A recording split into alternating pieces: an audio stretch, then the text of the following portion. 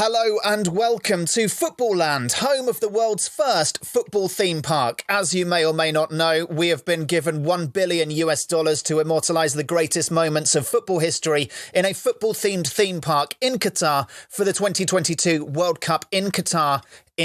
My name is Anthony Richardson. I'm the CEO of Footballland. And my name's Mark Davison. I'm the Chief Ride Engineer of Footballland. I should point out that Mark is joining us from the toilet where he's dealing with something. And my name is Ryan Baxter and I am the fixer. And as is customary at the beginning of every meeting, we like to play an advert for one of our existing rides. Mark, what advert have you been working on this week? This week I've been working on Nimodedra's Betrail monorail, which she brought to us in meeting 3. Let's have a listen. It's a monorail that you have to get on because obviously from the car park to the theme park there's so much distance. You can see the park for the darker side of football. A monorail, but instead of the monorail, it is called Betrail, like rail, betrayal.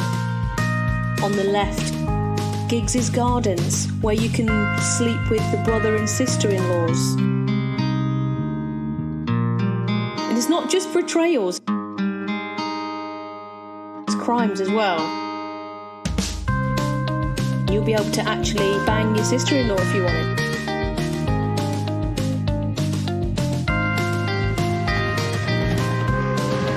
Rail, betrayal, rail, betrayal, rail, betrayal, rail, betrayal.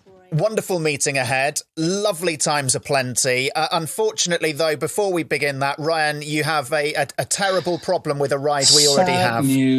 Sad news. Yeah, it's Cristiano Ronaldo's Hall of Mirrors. I mean, it's quite a simple idea, Ryan. All you have to do is go into a hall of mirrors and every mirror makes you look like Cristiano Ronaldo. So it gives you cracking abs, makes you really tall. I mean, it's just refraction, isn't it? Well, it's actually reflection, and that's the issue. Reflection tends to reflect what is in front of it. And therefore, you know, if you're sort of a tubby, overweight, middle-aged man, fully clothed, it tends not to reflect a tall, chiselled, athletic, abbed, topless man. Right. But that's what the mirror does, though, isn't it? Kinks and bumps. I mean, when you go into a normal hall of mirror in the fairground, you're not actually 2 foot tall with a head that's 8 times too big. Yeah, they tend to make you look worse. You tasked me with an almost impossible job, which was go into a hall of mirrors, make it look like I've got abs, and also that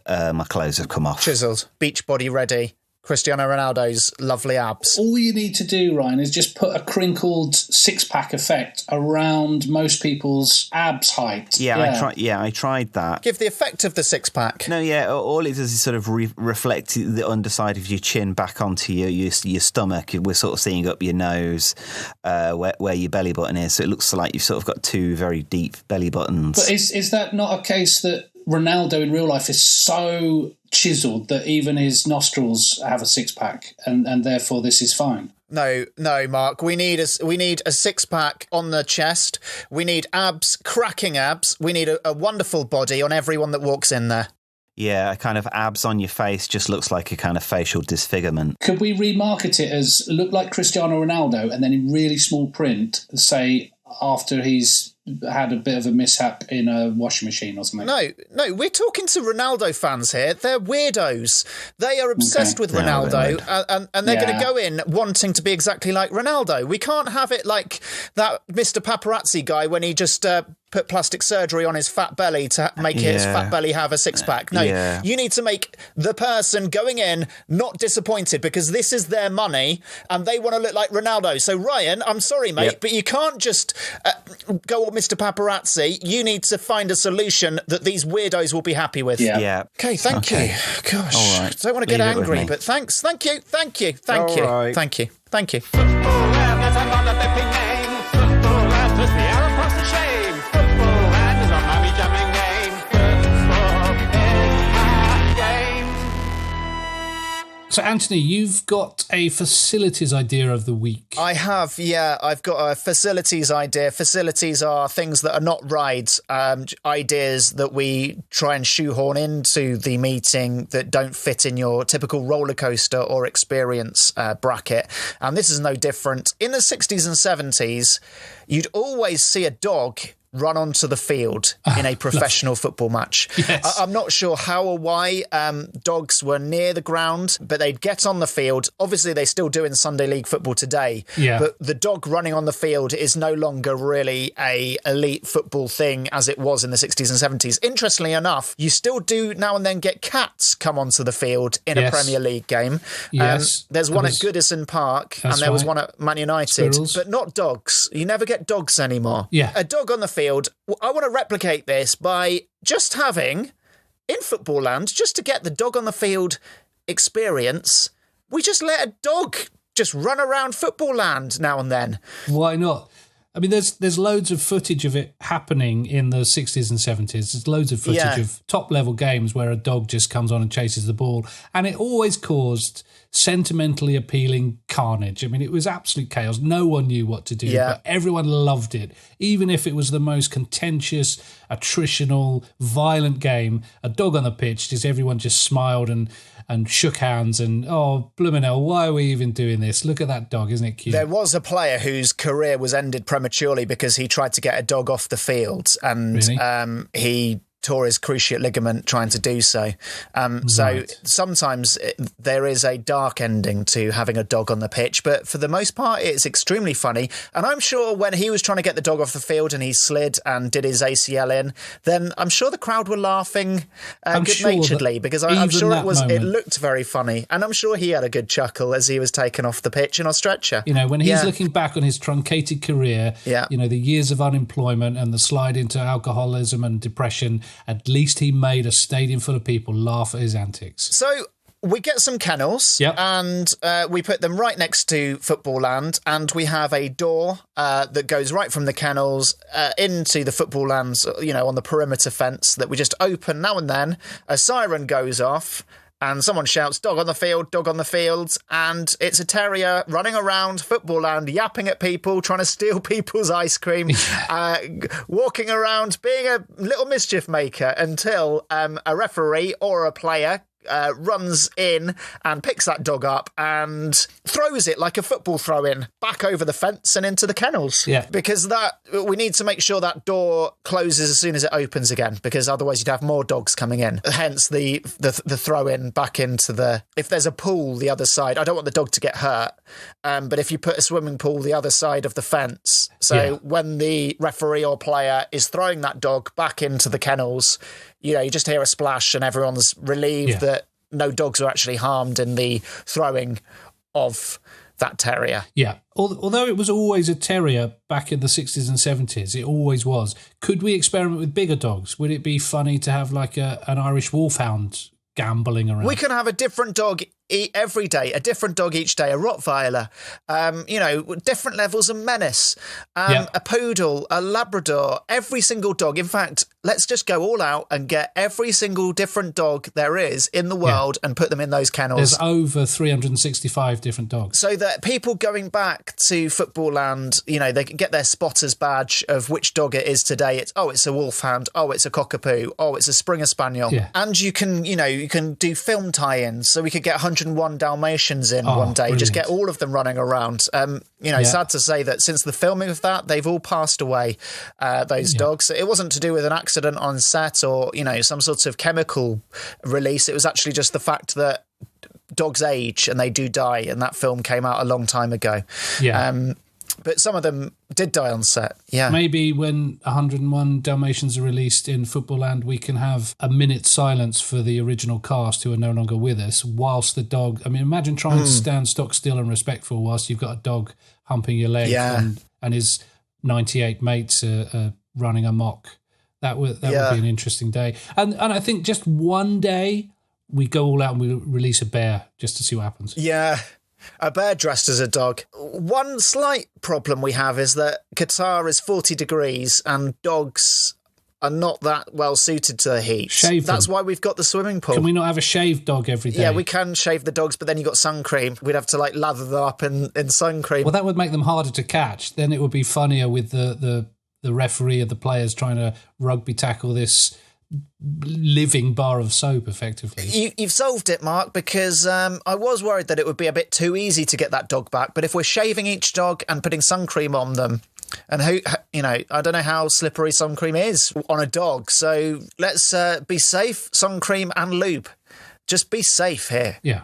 The dog doesn't get horrible skin disease from the sunburn, but at the same time, it's still difficult to catch. We must make sure it's waterproof suntan lotion in that case. Otherwise, as soon as you throw it in the pool, that's going to come off and it's going to be splashing around having a lovely time, but you can still get sunburn. We could put a roof over the swimming pool. Well, how do you throw it in? Well, you just got to work on your trajectory when you're throwing, but if you're throwing it over a perimeter fence, then the trajectory should take it downwards and in a diagonal fashion, so you should go under the roof. If you do hear the bang of a dog landing on a roof, then, rest assured that there are dog trainers and dog handlers in that facility that will be taking that dog back off the roof and dunking it in that pool. Really good. Okay, there we are. So that is Chuck a Dog on the Pitch. All in favour, say aye. Aye. Yeah, can't wait to unleash that on the park. Nor can I. Just what is it that you want to do?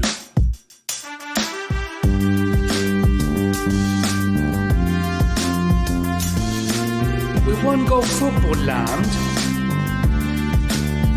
and we want to have a good time.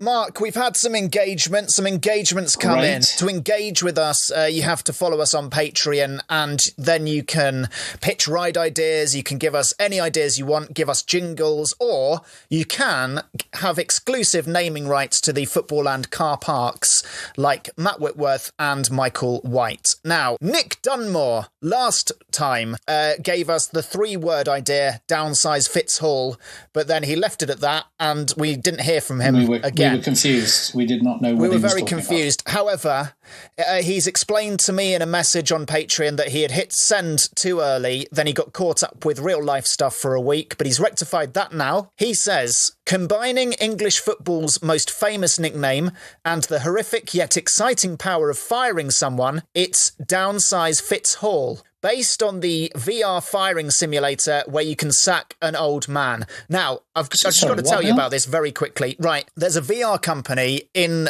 LA who have made a simulator for prospective, clients whereby they can train their staff in how to fire someone. Wow. So you put on your goggles and immediately you're confronted with a 60-year-old man called Barry.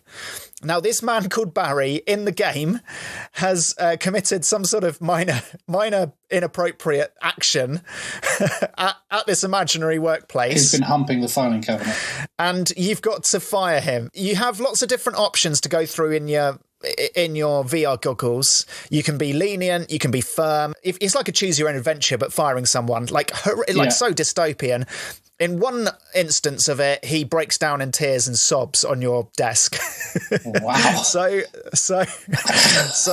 And then it's game over. Apparently, that's not a good way to go about it in HR. It's better to fire someone with them thinking that it's not a bad thing that they've lost their livelihood and at the age of 60, any hope of any future employment anywhere. Leg kicking and singing into the night. So based on that symptom of 2020, we have this idea from Nick Dunmore, aka Fisted Away on Twitter. He says, in this ride, you will have to tell a virtual 34-year-old Fitz Hall that his contract will not be renewed at the end of the season. And it's up to you to fire him. So you can play good HR cop or bad HR cop. But, says Nick, given his age, 34, and the fact that he played 5 games all season, none of the last 18, this is basically the end of his career. Yeah. He is not going to take it well. So the AI technology means we have modelled several responses based on your input. It's possible to help him see the positives in this, or just make him cry and beg I'll for go for that one. a backroom position, maybe as a scout. Also, Nick says, we've put in a special unlockable achievement where if you sack him in the most demeaning way possible, you can physically downsize him, shrinking Fitz Hall to 1 foot tall. Fun size Fitz Hall. Very good. So that's the idea. Yeah. And I know we've got a lot of VR at the moment, but I think this is one where the VR technology can really play to our advantage. We need to get Fitz Hall to, give us his best acting skills in a mocap studio, good voice acting, and then we can map Fitz Hall into this world and just keep firing him. The only trouble with that, though, Mark, is we'd have to get him to relive that difficult conversation he had about 5 years ago when his career ended. Well, that's probably good for his performance, and you get him to channel that moment when he was told, "You're useless, you're costing us money, get out and don't darken our door again." He might well burst into tears all over again, so that's a good thing. I wouldn't worry about that. Yeah, no, I'm all in favour of that. So let's have a vote on the new and improved Downsize Fitz Hall. Say aye. 3, 2, 1. Aye. Congratulations. Well done, Nick. Let me take your hand. I want to take you to Footballland. It's built in the sand. And now I'll run out of lyrics. Mark, I'm absolutely delighted to welcome Poppy Hillstead to Footballland HQ. Poppy Hillstead is a London-based filmmaker, illustrator, animator, actor and podcaster from Lincolnshire. Her podcast, Poppy Hillstead Has Entered the Chat, features her diving into obscure internet chat rooms and acting out the conversations with fellow comedians. Hello, Poppy. Hiya, you're right. You're from Lincolnshire. Is there a theme park in Lincolnshire? Yeah, there is actually. There's Pleasure Island, but I think it might have got shut down because of a bad injury or something like that. But that was like right next to this like reptile farm place, so you could do a double whammy in one day. You could go and have a look at some lizards and stuff, and then go on a dangerous ride, and it would be. So you do it in that order. You'd go lizards in the morning, and then you'd chill out in the theme park the afternoon. Yeah, exactly. Chill out in the dangerous, possibly fatal theme park. Yeah. Well, if you're going to die on that day, you want to get the lizards done first, don't you? Yeah, exactly. Would you rather die on a dangerous fairground ride or eaten by lizards? I don't know. Eaten by lizards, that's going to be really slow, isn't it? Because they haven't got any teeth, so it's just going to be a slow... Haven't they? Well, lizards don't have any teeth? I don't know, actually. Well, was that for safety at the farm? They were removed, yeah. Just file them all down. OK, let's get into the legals. You, Poppy Hillstead, agreed to hand over your ride to Mark and Anthony at Footballland for posterity, and you're swearing on a copy of Shoot magazine from the year 2000. Just to prove that you have the copy there, who is on the front cover? Michael Owen. The person who was seen On the cover of Shoot magazine was Michael Owen. Right, let's hear your idea for a ride. Do you know what? I'm just going to get my notes. Well, you have sent us some photos. We've got photos and illustrations as well, which are very detailed. Yeah, very impressive, very detailed. Okay. Talk us through the ride idea from your notes. I'm just going to say it, Teddy Sheringham Blimp. Teddy Sheringham's Blimp, yeah. Yeah, so it's him. He's in his Nottingham Forest kit, and he's like a big old blimp. I'm thinking it's going to be really, really, really high up, like an insane amount of height there.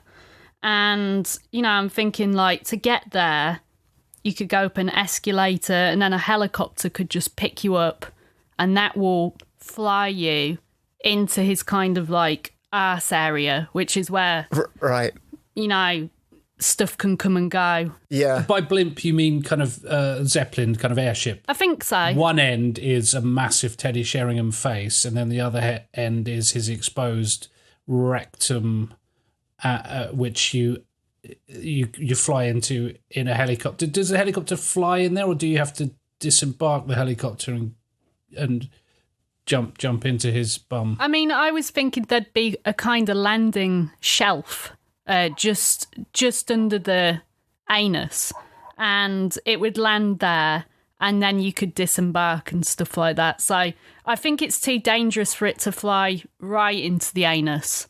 Yeah. If you think of a balloon, you can't get inside the balloon, you go in the basket. But what you're asking people to do is get inside a balloon, which is very difficult, but also so intriguing. Exactly, yeah, My main question is, why Nottingham Forest? He played there for one season in 1992. He's played for a lot of other clubs more successfily. I mean, why have you chosen Nottingham Forest for him to be in the kit of? I think that was his wonder years, wouldn't you say? Yeah, I mean, he played he played in 1992. He played 42 games for them and he scored 14 goals. 14 he was about goals, 25 years old. So the blimp itself is, you'd expect, having listened to you, Poppy, you'd expect Teddy Sheringham to be vertical. So, you know, his head at the top, his body, and then his legs dangling down. But you've got him almost like he's on all fours, like a pig. It's the best way do you know what I mean? For him to put the landing pad on show, which is just at the anus area. And I think if he was upright, there'd be legs and shit all in the way. So he needs to be bent over. Is it a bird? Is it a plane? Is it a floating Teddy Sheringham pig type thing?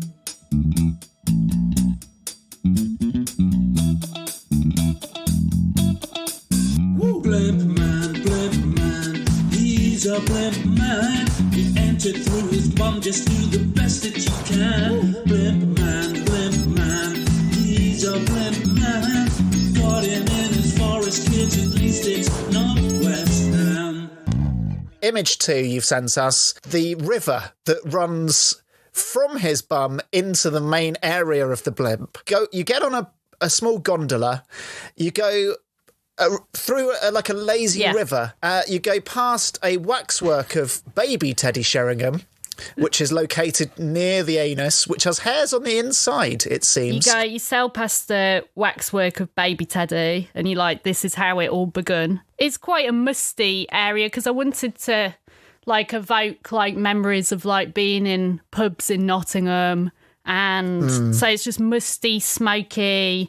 You can stop off for a minute if you want. If it's all a little bit too much, you can stop and play some pool at the. Do you know what I mean? Yeah. Get off the ride and play some pool because it is a lot to take in. Yeah. Page 2, you suddenly drop from a waterfall into a giant lake. Can you explain what's going on there? I don't really know I just wanted a bit of a thrill because, you know, you're relaxing, you're seeing him growing up and stuff like that with the waxworks at the side.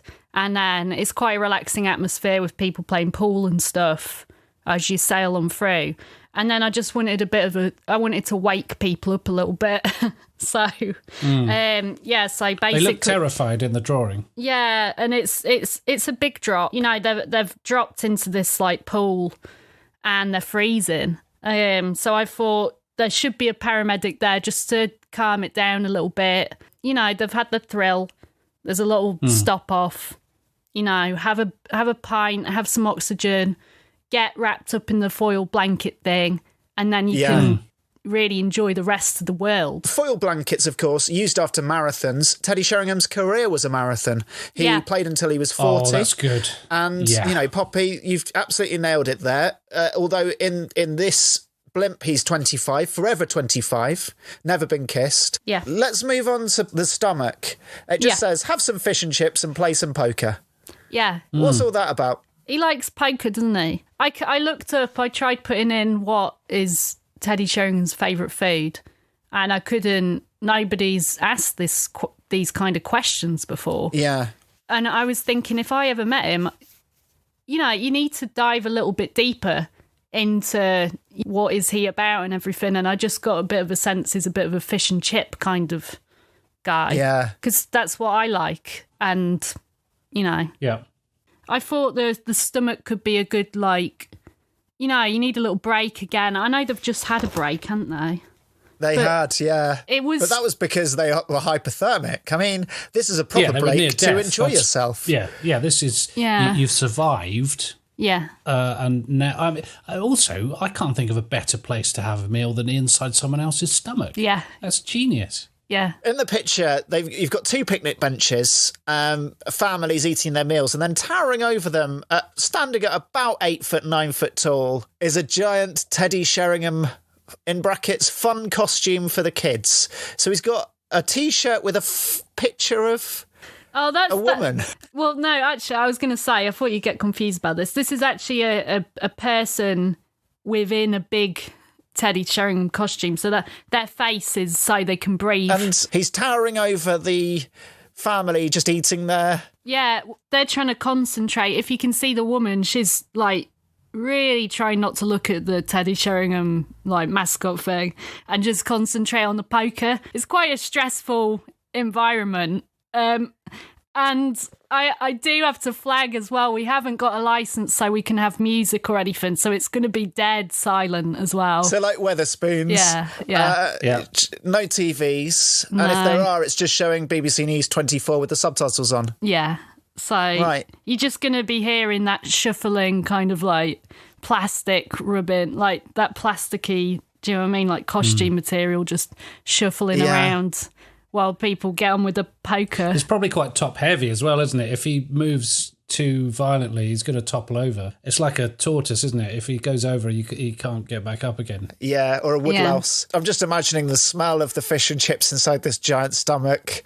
People have just recovered from hypothermia, from oxygen deprivation, for altitude sickness for many of them. I need to... And here they are playing some poker, having some fish and chips while trying not to look at a giant Teddy Sheringham. If it does topple over, we ain't got enough staff to get it back up. So I might put a little sign to visitors being like, if you see it... If you see it on its back, help it back up. Do you know what I mean? I can't imagine anyone's balance is going to be that good in a blimp. You know, it's floating around and 5 or 6 people trying to help a giant Teddy Sheringham to its feet while falling over themselves. It's just not a great canteen atmosphere, you know, is what I'm saying. There's poor Poppy. people trying to play serious poker as well. It is fun, though. It's a fun atmosphere. Oh, yeah, undoubtedly. And then into the lungs. The lungs, you think breathing, don't you? You don't think a gallery of ex-girlfriends, but yet that's what you've gone with for the lungs. Yeah. Yeah, so you got his ex-girlfriends. He dated Danielle Lloyd and Katie Price, not at the same time. But two kind of high profile, of course. Yeah, models. Yeah, and that's why I thought put them up there in pictures, because the pictures, like, they're not private pictures, they're public domain, so you can be able to get round that. So you're talking like their photos on Wikipedia. Yeah.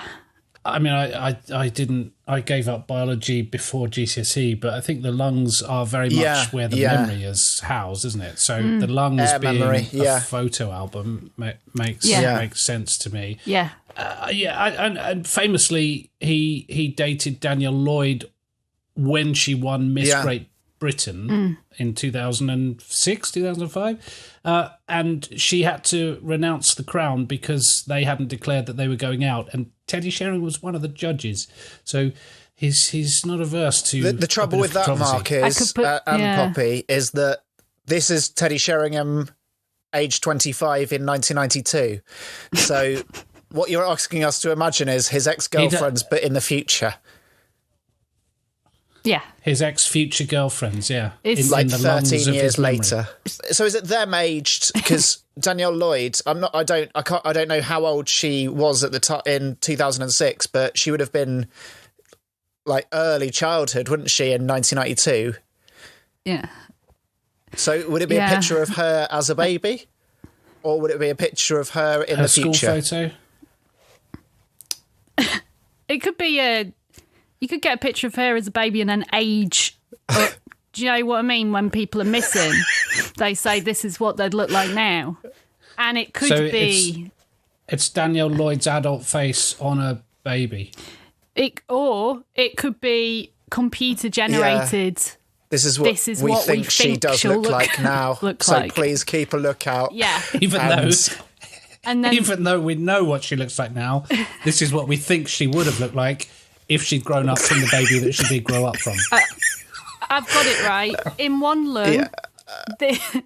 lung, this is what she looks like as a child and what we think she'll look like aged up. And then you go, okay. And then you go into the other lung and it's like, and here's the Wikipedia picture to show that we were right. Pointless things I've ever heard. I love it. What's there in Teddy's lung? A picture of Danielle when she was young, and she's still not that old today. She started as a baby, they say. What else exists down here? Other pictures of girlfriends, it's just not that clear. This one has had a boob job, and whilst I really am not a snob, I think I'll just fuck off out through the gob. No, I'm out. Okay, if you look at a body in the mirror or just on anyone's body, you see the lungs. They're about 3/4 upwards. There's so much to do after that. Yet you've just written, then you just fuck off out the mouth.